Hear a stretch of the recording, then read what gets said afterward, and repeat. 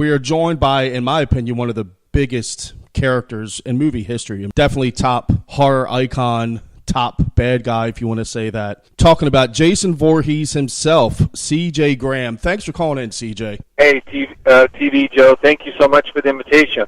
For sure. Start at the beginning. How did you get into acting? You know, I'm one of those people that can honestly say it was a fluke.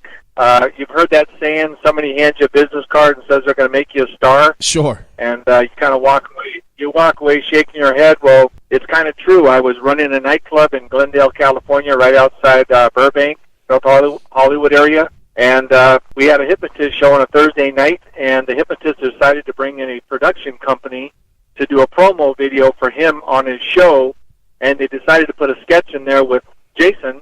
It just happened the production crew was the special effects makeup people that did part 4 with Ted White as Jason.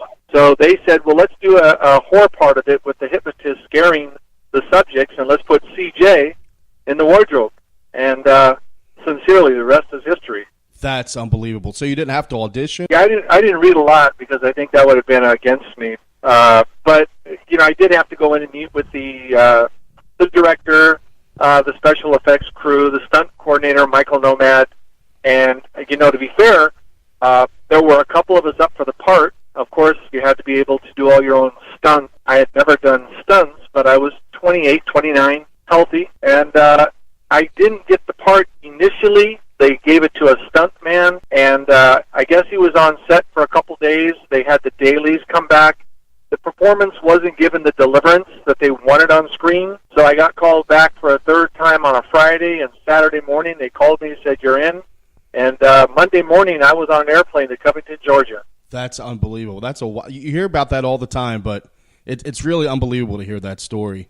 So were you a fan of Friday the 13th before getting that role? I don't know if the word fan is a good choice. I always enjoyed the old genre of the Frankenstein, werewolf, the Mummy, Dracula movies back in the 60s, you know, Boris Karloff, sure. Lon Chaney, and I always thought those were just totally cool, but I didn't really jump into it. I actually did go do a little research on Part 1 through Part 5 to get my ideas, understand fundamentally, and then more importantly, making sure that I could perform up to the standards of my expectations, let alone the director and the producer, Frank Mancuso Jr. from Paramount Studios, that was going to trust me with this, at the time we didn't realize, this iconic image that's become a worldwide phenomenon. I've read that you were in the Marines. I was in the Army. Everybody always says Marines, but I think it's okay. You know, we all work together. We all get our DD-214 when we get discharged, honorable discharge, in other words. I think my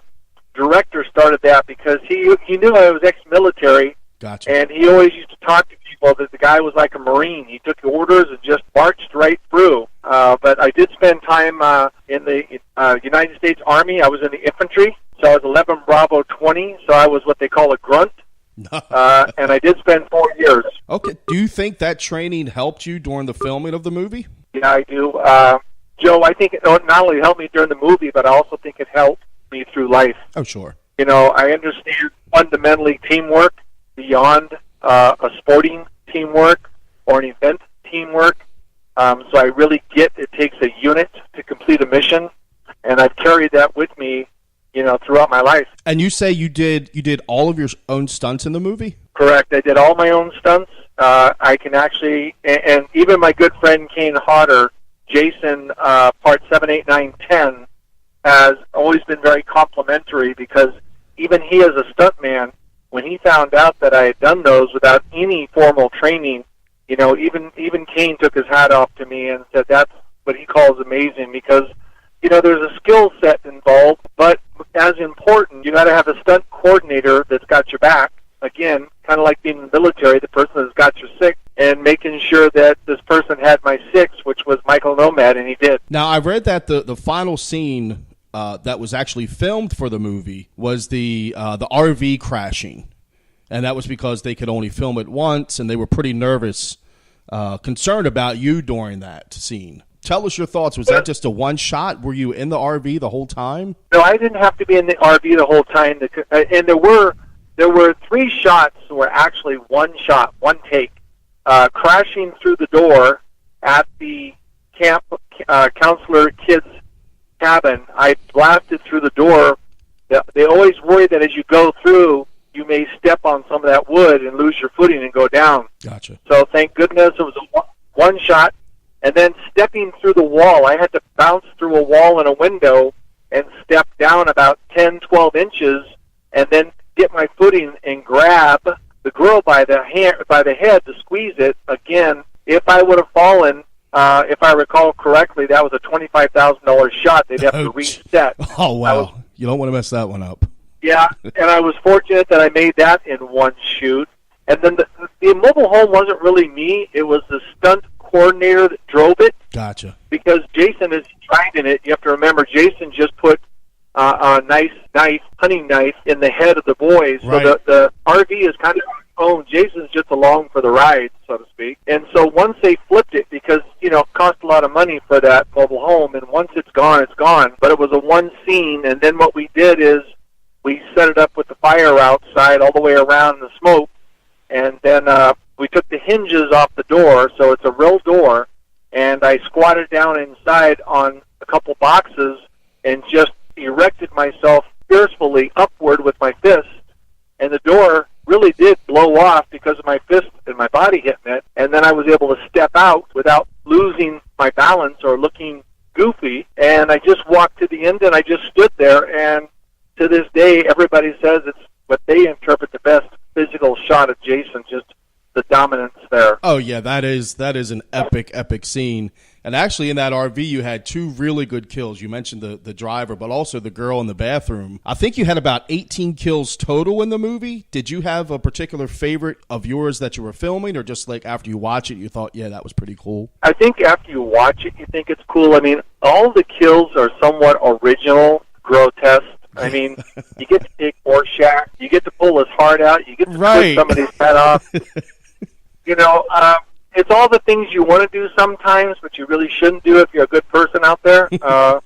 But I think the one I think is most physical, that looks most horrific from a physical capability, is breaking the sheriff's back in 2. Oh, yeah. Now you mentioned Horshack, who was in the movie. I was wanting to ask you, what was it like killing Horshack? Well, I never liked him when he was on Welcome Back Carter, like so the it didn't sweat bother me. Yeah, he didn't do anything for me. To me, it was just more of a nice experience to work with, an artist of his talent, going back to what I'd seen in the 70s and stuff. So I considered it more of an honor to be on the set with him. But I enjoyed it. But when you look at the kills from Part 6, squishing somebody's head until it pops, twisting the head off, pulling an arm out of somebody's shoulder, decapitation. I think you pretty well covered all. Yeah, and that was another thing I wanted to ask you. You did a really good job in the movie, a great Jason. Why weren't you in Part 7? It's not a bad story. Kane Hodder will tell you the same story, and Kane and I are good friends, and of all the people, I think all the Jasons were the closest. But I was initially up for Part 7 because my performance in Part 6 met Paramount's expectations. Frank Mancuso Jr. wanted me to step into the role again because of the performance in 6. He was satisfied. However, the director, John, knew Kane Hodder, and Kane Hodder really wanted the part. And he'll tell you that he even went to John and just basically said, I want to do this part, I want to do this part. And John went ahead, and even though he had been told, CJ would step in the role, he lobbied, in fairness, for Kane because they had worked together. Gotcha. And it makes sense. If your reputation's out there and you've worked with me, Joe, you know my capabilities. Even though somebody did a good job, you know me inside and out. So Kane was able to take Part 7. You'll see the prologue, the beginning of Part 7 goes back to Part 6, and then it goes on with the series. But I will be fair, Kane has been absolutely a great ambassador of the series. He did Part 7, 8, 9, and 10. Wow. He has been out there for 2 decades, selling the product, pushing the product at conventions and doing podcasts and radio shows, and I really probably wouldn't have been able to really put my heart into it as he has over the last 20 years. So, hats off to Kane Hodder for what he did for all of us.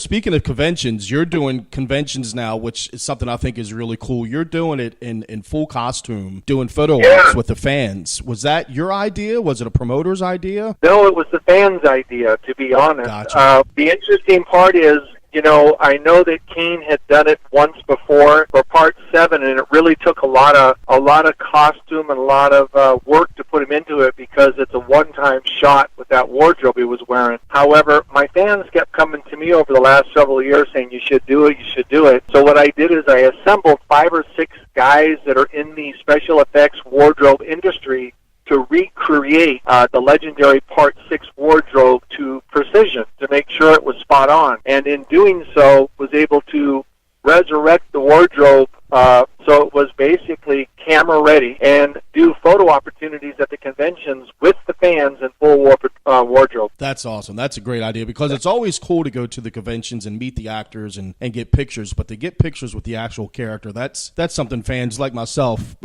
shouldn't pass up. That's a great opportunity for everybody to do. Yeah, the interesting, just, for the viewers, for the people's perspective, the fans, is got to make sure the wardrobe is spot on because the fans will tell you if there's something missing or something that doesn't match up with the continuity of the film. Oh, sure. So it's really important for that precision to be spot on. Now, at the conventions, when you're doing your photo ops in the Jason costume, do you ever have to go down in an elevator to the convention hall or walk through lobbies as Jason? Yes, I've the last show I just did, I actually went down in the elevator, and the scary thing for the fans is they're not sure who's behind the mask, no pun intended, but the realistic of the mask and me standing there in the corner of the elevator is sometimes they just kind of stare, and as they get out, they say, "That's CJ?" Because of, obviously, again, it being right on spot. And then you have to walk through a part of the convention or a hallway where usually the fans are lined up, 100, 150, 200 people deep. Sure. And as you walk by them, I intentionally walk by them so they can see me coming down the corridor in full wardrobe as though I was walking on a set or down a pathway or a road so they can get that experience. So when you're going to the hall as Jason to get ready for the photo ops, do you stay in Jason character, or do people come up and say, "Oh, hey CJ," do you talk to them as CJ in the Jason mask, or do you just stay as Jason? Now, once that mask goes on, I don't talk anymore. That's it. I go into awesome. full. It's like a switch. It just flips. I don't talk. My wife goes with me, Ruby. She watches my hand motions when I'm exchanging weapons, because sometimes in the photo op I will kill you with a hunting knife, then I'll put the hunting knife away, or I'll take the machete to whack you, or I'll take the spear to whack you, but I don't say anything, and I make it a physical experience, so I don't want to hurt anybody, so I don't grab them by their neck or anything, but I'll take that t-shirt, and I'll bring you right up into my mask, and if people will tell you, "Holy crap, I didn't realize the force this guy had," because I bring you right into me like a baby, and then I push you away like it's, nothing. So really, and so it's not not just a picture. You're Jason. You're putting a weapon up to them or pulling them in close to you. Absolutely. That's awesome. That's really awesome. What we do is, if there's always one person I can get a hold of. If there's several people, and the machete is a good example, I'll go ahead and grab you, or the hunting knife, and make sure that machete or that knife goes towards you in the photo. If it's 5 or 6 people, I'll take the spear, and I'll take that pose just like in the movie with the Volkswagen. Right. And I'll take that stance, and I'll get people on both sides of me. I did the photo op in Germany a few months back, and there were 15 people that came in with camp counselor T-shirts. Really? And they created a pile. Yeah, they created a big pile of dead bodies in front of me, and I stood there with the spear, and the photo was taken. That's awesome. That's awesome. After conventions, do you ever just have some fun and go to a drive-through in character, or go to a store in the costume? No, I don't get too out of character too much there. What I do is I leave my table for about 20, 30 minutes because I have to get prepped and ready. I do my photo op with the fans. Then I go back to my room and jump in and out of the shower, because for those of you that have worn this type of wardrobe, it's hot. It's sweaty. Oh, it looks I get cleaned up, and then I get right back on my table and continue to meet the fans and autograph the pictures. That's awesome. And you're coming to Maryland, actually, September 29th to October 1st, and you'll be doing Jason photo ops that weekend? Yes, I will. I'm going to be doing the Monster Mania. I'm really excited about doing it. The promoter, Dave, is a great promoter, has some great shows. I believe Val Kilmer will also be there. Yeah, they've got doing some big photos. names, Yeah, he does, and I'm excited. It's my first time doing it there. I'll be there Friday, Saturday, and Sunday, and then on Saturday I do have a photo opportunity in full wardrobe. And the last time I did Monster Mania in New Jersey, we had well over 300 people involved in the photographs of me as Jason and fans. And people can go to monstermania.net for more information on that. And for people outside of Maryland, how can fans keep up with where you're going to be next? You know, I'm real easy. If you just go ahead, do Jason and Roman numeral 6 or JasonNumber6.com. You'll go to my website. The last page is contacts. It has a list of the different shows that I'm doing upcoming. I'm doing Son of Monster Palooza here this coming week in Burbank, and then I'll be taking a week off and then jumping over to Baltimore the last weekend and the first 2 days of October. Well, hey, CJ, thank you so much for your time. We hope to see you there at Monster Mania, and for any fans in the area, definitely get out there to check it out. Thank you, TV Joe. Look forward to seeing the fans, and you too.